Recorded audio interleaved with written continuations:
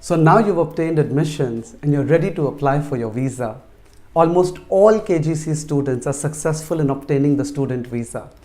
If your documents are in order and you have adequately prepared for the visa interview, and if you are not nervous, you can be sure to get the student visa. You basically need to prove to the visa officer that you're entering the country for the purpose of education and that you have the funds to study, and finally that you will return home to your country after your education. This can be achieved by showing the visa officer that you have strong financial and family ties in your home country. It's always helpful to prepare an asset statement which outlines your movable and immovable assets as well as your family income. Remember, you will be asked for original proof of all your assets, so mention assets that you can prove with documents, and assets of the entire family can be listed. The asset statement may or may not be asked for, but this statement will help you list and understand your assets better and therefore will assist you in answering the financial questions that are asked by the visa officer. Let's discuss some of the commonly asked questions about applying for a student visa. 1. Do I have to have money in my savings bank account, or can I show my fixed deposits and other assets? Well, some consulates and embassies ask for money to be specifically in your bank account for a period of 30 days or more.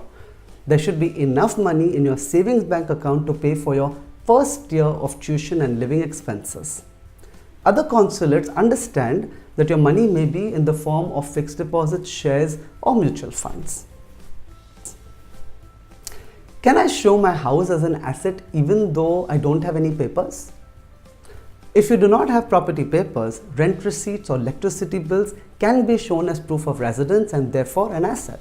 But do keep in mind that property papers are not important in the student visa application process. My father files low income tax, what do I do?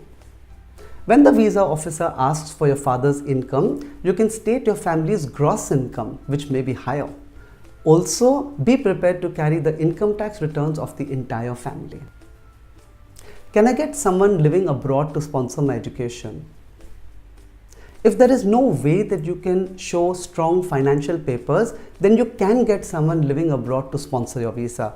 Be prepared to show all the papers of your sponsor, his or her passport copy, employment letter, bank statements, and affidavit of support. The visa officer would still want to know why your family is not sponsoring you. Will the bank letter do, or do I need to have bank statements? You will need bank statements for the past 3 to 6 months, and a bank letter will not be acceptable.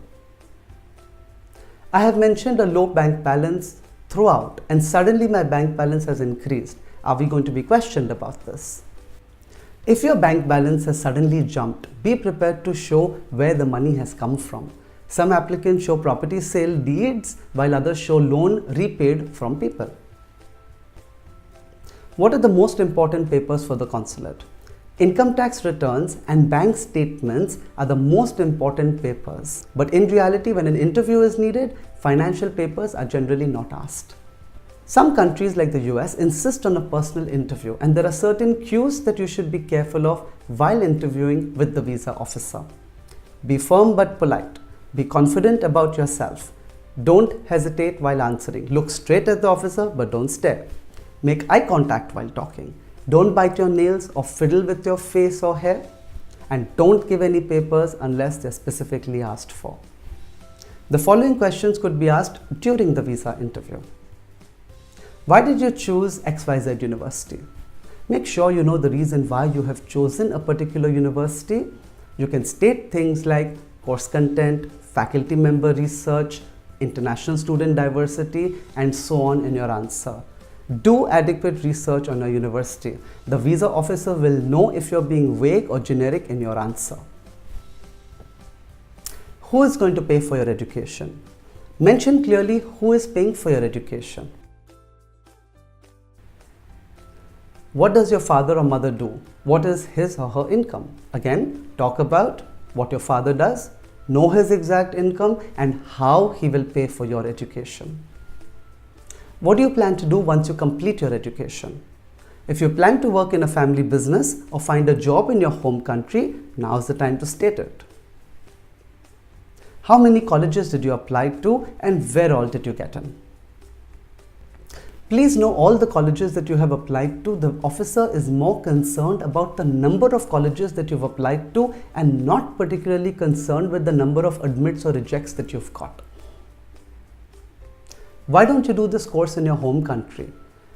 You must have done your research on the program, and you should be in a position to explain to the visa officer that the course you're applying for is not available in your home country. Or if your course is available in your home country, you should be able to explain why the foreign university is better. In an interview, remember, the most important thing to carry with you is your self-confidence. Be confident in your answers and in the way you present yourself. And you do that, you'd have no problem in obtaining the student visa. We at KGC have been helping students with student visas since 1999, and almost all our students are successful in obtaining the student visa.